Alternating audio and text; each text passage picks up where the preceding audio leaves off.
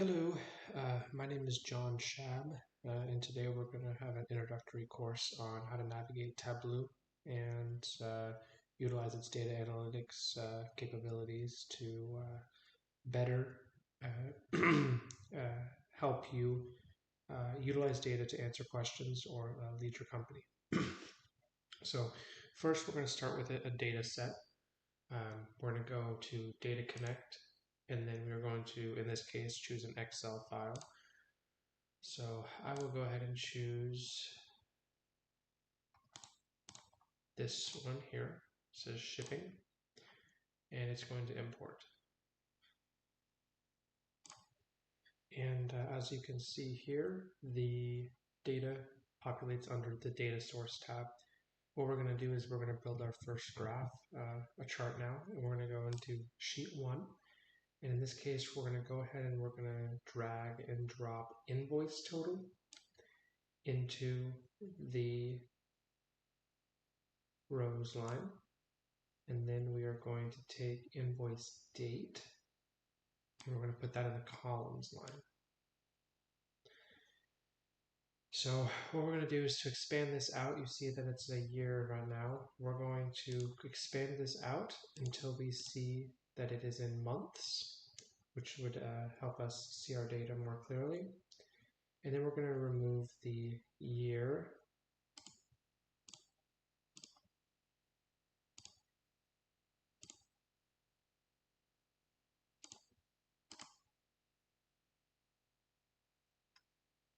Here. So now you have a graph that is by months, and then the next part, just in this situation, we want to only see 2021. So we want to take our invoice date, and we're going to drag it to the filters panel. And here we only want to include 2021. We're going to double click on years, and then we're going to just include 2021. And we're going to press OK. The next thing is down here, just like in Excel, we can rename this. So if I want to rename this sheet 2021 revenue trend, I can, and as you can see, the title here changes from 2021 revenue trend in addition to the tab down there at the bottom. Now, if I wanted to say, well, what 3 months had the highest sales out of 2021? You'd be able to look and see, oh, well, the peak here is 213,000. This one's more, this one's more, and then this one's more. So as you can see, it's September, October, and November. And in chronological order, that would be October, September, and November. Now, in some cases, Tableau does not pick up on the difference between some measures and dimensions. And to be clear on that, the variables that are blue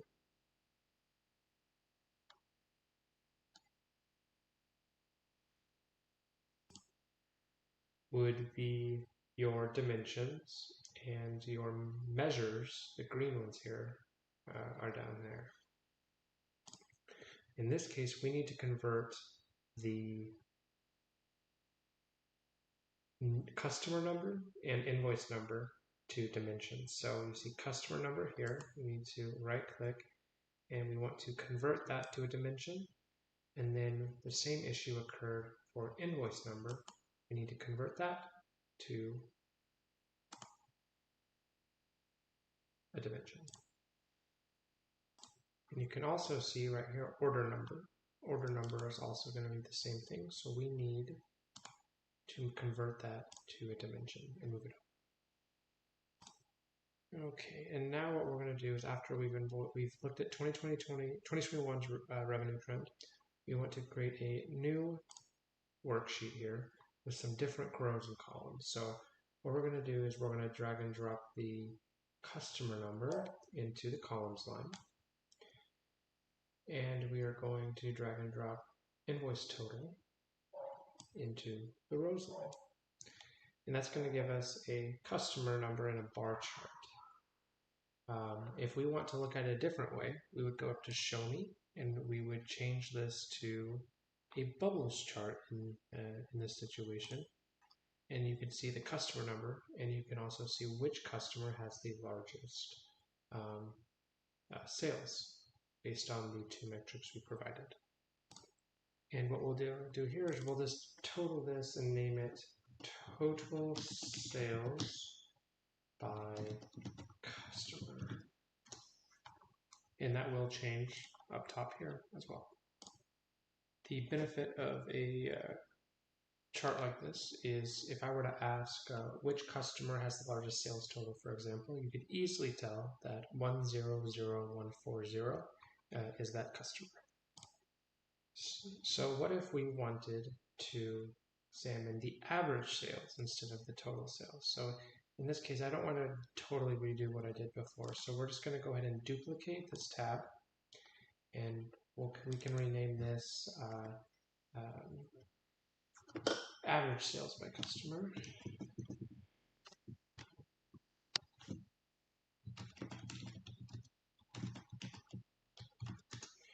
Okay, and if I don't, again, this was the total sales by customer.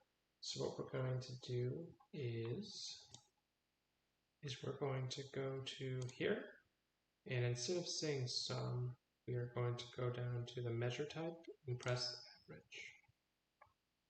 And in this case, when you evaluate the average sales total, you can't necessarily tell as well who the largest customer is. So we've got to change the graph type to something else. So we're going to go ahead and go to Show Me again. And instead of using a bubbles chart, we'll go ahead and use a circle chart. So in this case, as you can see, we can go up here and say that 100208 is the largest average sales by customer account, and you can tell that better than the bubble chart that was utilized. The next item we'll do here is we are going to create a sales forecast based on actual data and compare the two. First, what we'll do is we'll open a new worksheet down here, and we're going to go ahead and title this, let's call it Q4 Forecast.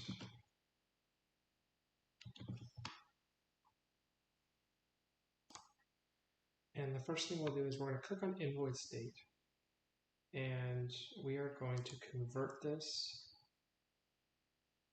to continuous. What we'll do next is we'll add invoice total to the rows line, and then we are going to add invoice date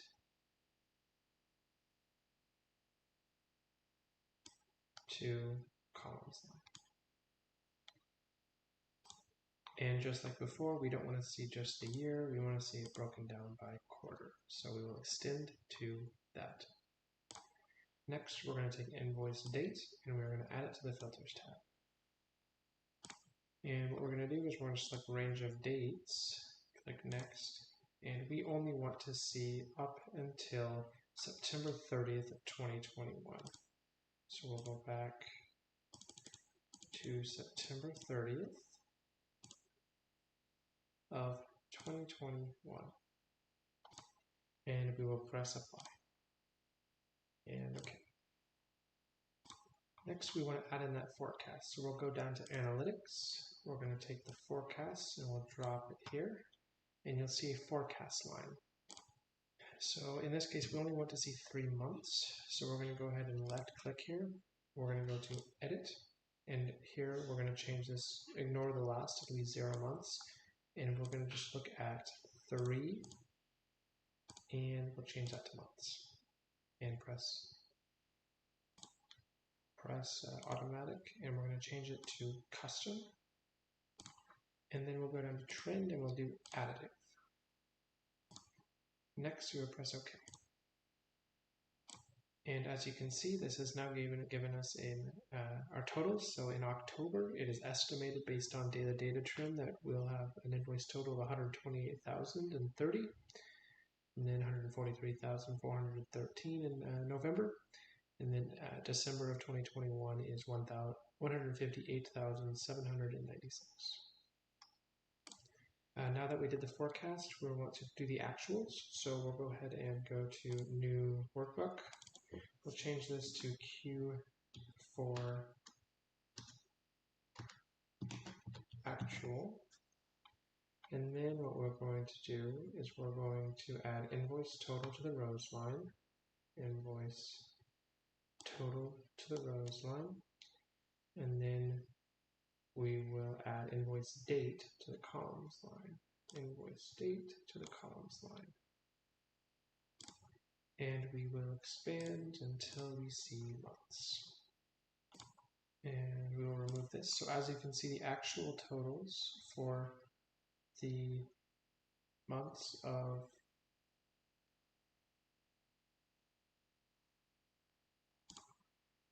October is 223,000, November 258,000, and December was 77,000. Way far off from the forecasted amounts that were projected based on the data we provided the system. Next, we're going to compile all of these individual pieces of data into a dashboard. So we'll go ahead and go to dashboard and enter new dashboard. And so instead of having to click all these tabs, what you'll be able to do is you'll be able to grab and put each of these individually in your dashboard for meetings or for board reports, things like that. And so you'll be able to put them in any area that you would like. Q4 actual can go next to here. And then you can always expand it and condense it to whoever way that you would like. So now if I had to answer questions like comparing the actual and the forecasted Q4, I'd be able to look and say, well, we had projected October, November, and December to be the following for 128, 143, and 158 respectively. And the actual amounts were October was at 223, significantly higher than the October projected. And then November was 258, which was significantly higher than the 143.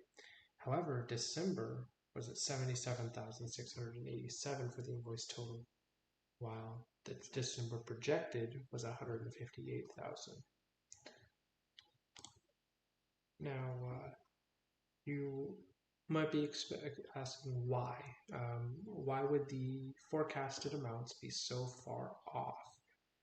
And some inherent weaknesses that this data set has is that you have spotty data.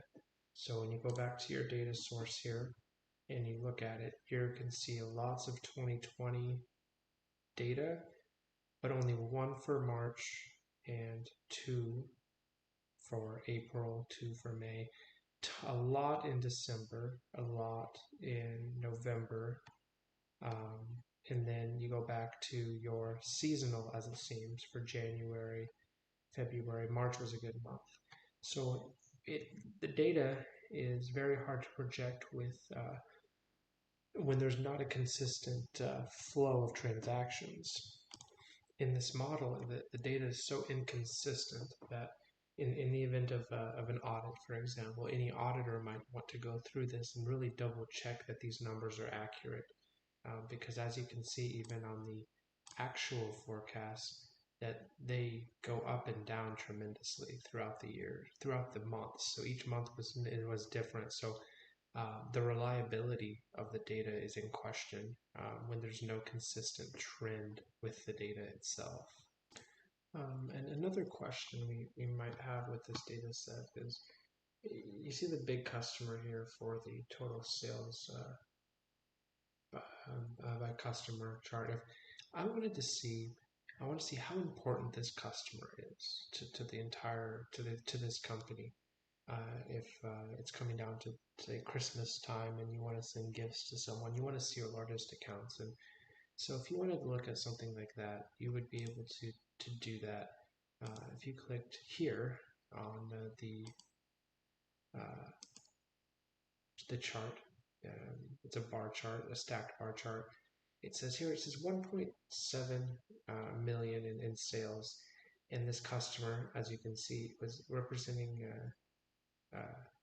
286,000 of that. And so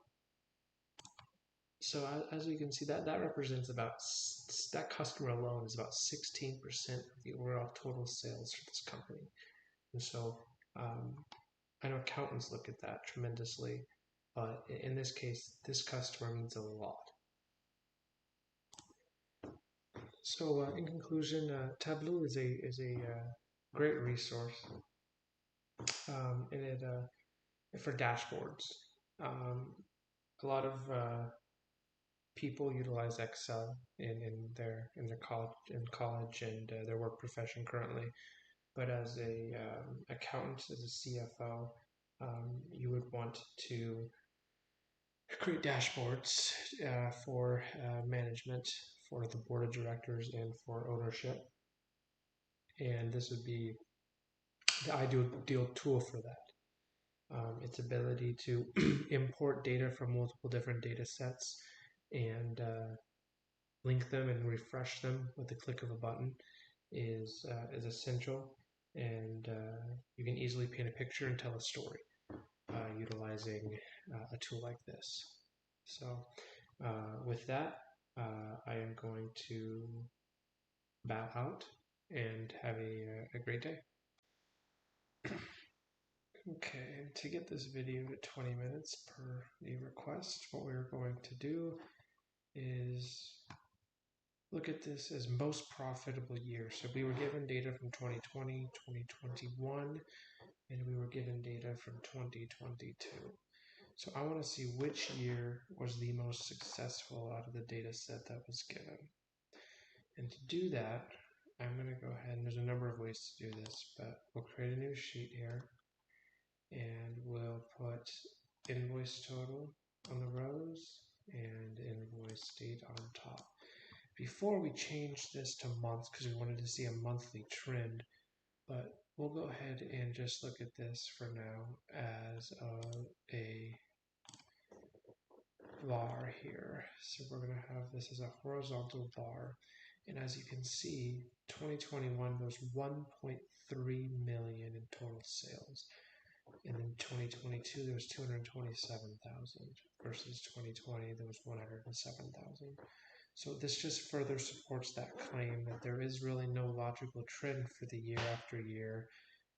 We would have to talk to managers and employees to understand what happened between these 3 years to have data that is so far skewed and so far off from expectation. Again, in analytics, in a business environment, you always want to look for trends. And when there is data that has no trend, it's scary. And we have to dig and do more research to figure out what happened, because there is a variable here at play that caused us to be so far off on the analysis.